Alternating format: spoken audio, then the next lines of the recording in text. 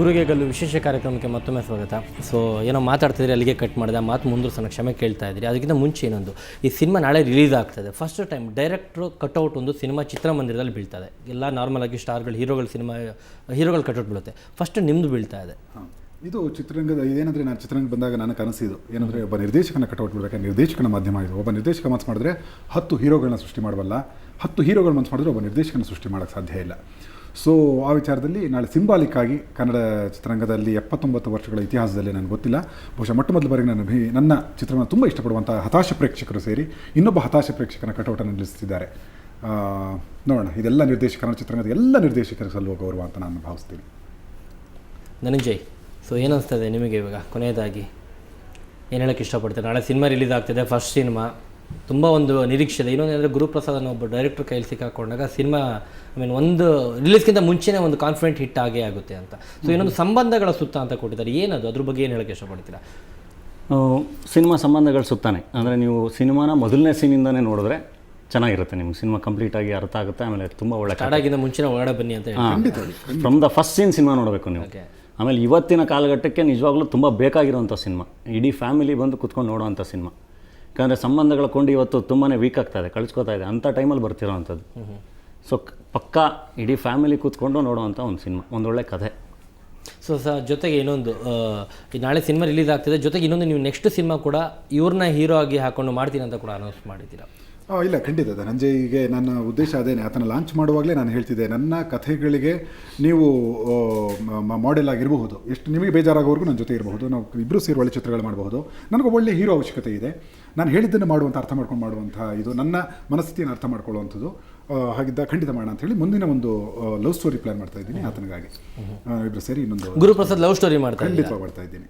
ಖಂಡಿತವಾಗಿ ಶಾಕಿಂಗ್ ಇದು. ಹೌದು, ಲವ್ವೇ ಶಾಕಿಂಗ್ ಯಾವಾಗಲೂ. ಅದೇ ಹೇಳಿದ್ದು, ಗುರುಪ್ರಸಾದ್ ಲವ್ ಸ್ಟೋರಿ ಮಾಡ್ತಾರೆ, ಇನ್ನೂ ದೊಡ್ಡ ಶಾಕಿಂಗ್ ಅದು. ಖಂಡಿತ. ಅಂದರೆ ಲವ್ ಸ್ಟೋರಿ ಅಂದರೆ ಒಂದು ಕಾಲೇಜು, ಒಂದು ಹುಡುಗ ಒಂದು ಹುಡುಗಿ ಇಷ್ಟೇ ಆಗೋಗ್ಬಿಟ್ಟಿದೆ. ಅಷ್ಟಲ್ಲದೆ ಒಂದು ಗಂಡು ಹೆಣ್ಣು ನಡುವೆ ಎಷ್ಟು ಅದ್ಭುತವಾದ ಪ್ರೇಮಿಗಳ ನಡುವೆ ಎಷ್ಟು ಅದ್ಭುತವಾದ ಲವ್ ಇರ್ಬೋದು ಅಂತ ಹೇಳಿ ಒಂದು ಕತೆ ಮಾಡಿ ಇಟ್ಕೊಂಡಿದ್ದೆ. ಅದಕ್ಕೆ ಕಾಲ ಬಲ್ತಿರ್ಲಿಲ್ಲ. ಈಗ ಆಗಸ್ಟಲ್ಲಿ ಶೂಟ್ ಮಾಡಬೇಕು ಅಂತಿದ್ದೀನಿ, ಅದನ್ನು ಆದಷ್ಟು ಬೇಗ ತೆರೆಗ್ತಾ ಇರಬೇಕು. ಅದೆಲ್ಲ ನನಗೆ ಲೇಟು ಅಂತಾರೆ. ಅದನ್ನು ನಿವಾರಿಸಲಿಕ್ಕೆ ಬೇರೆ ಯಾವ ಕಾರ್ಯಕ್ರಮಗಳು ಒಪ್ಕೋತಾ ಇಲ್ಲ ನಾನು. ನೀವು ಸುವರ್ಣ ನ್ಯೂಸವರೇ ಪ್ಯಾನಲ್ ಡಿಸ್ಕಷನ್ ಕರೆದಾಗಲೂ ನಾನು ಬರಲ್ಲ, ಇಲ್ಲೇ ಪ್ರಾಮಿಸ್ ಮಾಡ್ತಾ ಇದ್ದೀನಿ. ನಾನು ಕೂತ್ಕೊಂಡು ನನ್ನ ಸಿನಿಮಾ ಕಾನ್ಸಂಟ್ರೇಟ್ ಮಾಡಿ 9 ತಿಂಗಳ ಕಾಲದಲ್ಲಿ ಒಂದು ಸಿನಿಮಾ ಹೊರಗೆ ತರಬೇಕು ಅಂತ ಹೇಳಿ ಪ್ಲಾನ್ ಮಾಡಿ ಮಾಡ್ತಾ ಇದ್ದೀನಿ. 9 ತಿಂಗಳಲ್ಲಿ ಖಂಡಿತವಾಗಿ. ಸೊ ಅಂದರೆ ನೀವು ಯಾವಾಗ ಸ್ಟಾರ್ಟ್ ಮಾಡ್ತಾ ಇದ್ದೀರಿ ಸಿನಿಮಾ? ಈಗ ಸ್ಕ್ರಿಪ್ಟ್ ವರ್ಕ್ ಶುರು ಆಗ್ಬಿಟ್ಟಿದೆ. ಓಕೆ, ಶುರು ಆಗಿದೆ ಡಿಸೆಂಬರ್. ನೋಡೋಣ, ಅದು ಒಂದು ಇನ್ನೊಂದು ದೊಡ್ಡ ಅದ್ಭುತ ಆಗ್ಬೋದು. ಈ ಕಟೌಟ್ ಬಿದ್ದಂಗೆ 9 ತಿಂಗಳಲ್ಲಿ ಗುರುಪ್ರಸಾದ್ ಸಿನಿಮಾ ಒಂದು ಹೊರಡೆ ಬಂತು ಅಂತ ಅಂದರೆ. ಸೊ ಇನ್ನೊಂದೇನಂದರೆ, ಅಟ್ಲೀಸ್ಟ್ ಗುರು ನೆಕ್ಸ್ಟ್ ಲವ್ ಸ್ಟೋರಿ ಸಿನಿಮಾ ಮಾಡ್ತಾರೆ ಅನ್ನೋದನ್ನ ನೋಡೋದಕ್ಕೋಸ್ಕರ ಆದರೂ ಗಲ್ಲು ಶಿಕ್ಷೆ ಹಾಕೋದನ್ನ ತಡಿಬೇಕಾಗುತ್ತೆ. ನೋಡೋಣ ಲವ್ ಸಿನಿಮಾ ಹೆಂಗೆ ಮಾಡೋದು. ಇಲ್ಲ, ಅದು ಆ್ಯಕ್ಚುಲಿ ನಮ್ದೆಲ್ಲ ನಿರ್ಧಾರ ಅವ್ರದ್ದು. ಸೊ ಕೊನೆಯದಾಗಿ ಏನು ಹೇಳಕ್ಕೆ ಇಷ್ಟಪಡ್ತೀರಾ? ಈಗ ನನಗೆ ಗಲ್ಲು ಹಾಕೋದ್ರ ತುದಿಗಾಲಲ್ಲಿ ಜನರ ಪರಿವಾಗಿ ನೀವು ಕೂತಿದ್ದೀರಿ ಸರ್. ಹಾಗಾಗಿ ನಾನು ಒಂದು ಸಂದರ್ಭೋಚಿತವಾಗಿ ನನ್ನ ಡೈರೆಕ್ಷನಲ್ಲಿ ಒಂದು ಹಾಡನ್ನು ಹಾಡಿಸ್ತೀನಿ.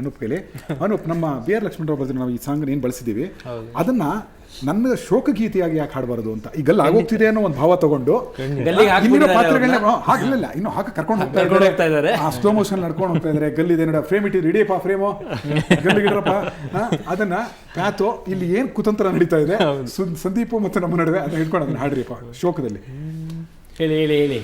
ತೋಳಕ್ಕೆಂದು ಕುರಿಯ ಕೊಟ್ಟೆ, ತೋಳಕ್ಕೆಂದು ಕುರಿಯ ಕೊಟ್ಟೆ, ಸಿಂಹಕ್ಕೆಂದು ಜಿಂಕೆ ಇಟ್ಟೆ, ನರನಿಗೆ ನರನನ್ನೇ ಬಿಟ್ಟೆ ಬೇಟೆಯ. Okay, thank you very much Anoop. ಇನ್ನು ಬಿಟ್ಟರೆ ಥ್ಯಾಂಕ್ ಯು ವೆರಿ ಮಚ್ ಕಾರ್ಯಕ್ರಮಕ್ಕೆ ಬಂದಿದ್ದಕ್ಕೆ ಗುರುಪ್ರಸಾದ್ ಅವರೇ. ಧನ್ಯವಾದಗಳು. ಧನಂಜಯ್, ಒಳ್ಳೇದಾಗಲಿ ನಿಮಗೆ, ಇನ್ನು ಸಾಕಷ್ಟು ಒಳ್ಳೆ ಸಿನಿಮಾಗಳು ಮಾಡಿ. ಈ ಕಾಂಬಿನೇಷನ್ ಹಾಗೆ ಮುಂದಕ್ಕೆ ಹೋಗಲಿ. ಸೊ ವೀಕ್ಷಕರೇ, ನೋಡಿದಿರಿ ಗುರುಗೆ ಗಲ್ಲು. ನಿಜ ಹೇಳ್ಬೇಕಂದ್ರೆ ಇದೊಂದು ಕಾಮಿಡಿ ಕಾರ್ಯಕ್ರಮ. ಗುರುಪ್ರಸಾದ್ ಸಿನಿಮಾ ಅಂದ್ರೆ ಕಾಮಿಡಿ. ನಾವು ಕಾರ್ಯಕ್ರಮ ಹೇಗೆ ಸೀರಿಯಸ್ ಆಗುತ್ತೆ ಹೇಳಿ ನೀವೇ ಹೇಳಿ. ಸೊ ನಿಮ್ಮನ್ನೊಂದು ಮನೋರಂಜನೆಗೋಸ್ಕರ ಮತ್ತು ಜೊತೆಗೆ ಇನ್ನೊಂದು ಈ ರೀತಿಯ ಒಂದು ಪ್ರಮೋಷನ್ ನೆಕ್ಸ್ಟ್ ಮುಂದೆ ಯಾರು ಕೂಡ ತಪ್ಪಾಗಿ ಹೇಳಬಾರ್ದು ಅನ್ನೋ ಒಂದು ಕಾರಣಕ್ಕೋಸ್ಕರ ಮಾಡುವಂಥ ಕಾರ್ಯಕ್ರಮ ನಿಮಗೆ ಇಷ್ಟ ಆಯಿತು ಅಂತ ಭಾವಿಸ್ತೀನಿ. ಈ ಕಾರ್ಯಕ್ರಮ ಇದಕ್ಕೆ ಮುಗಿಸ್ತಾ ಇದ್ದೀನಿ. ನೇರ ದಿಟ್ಟ ನಿರಂತರ ಸುದ್ದಿಗಾಗಿ ನೋಡ್ತಾ ಇರಿ ಸುವರ್ಣ ನ್ಯೂಸ್.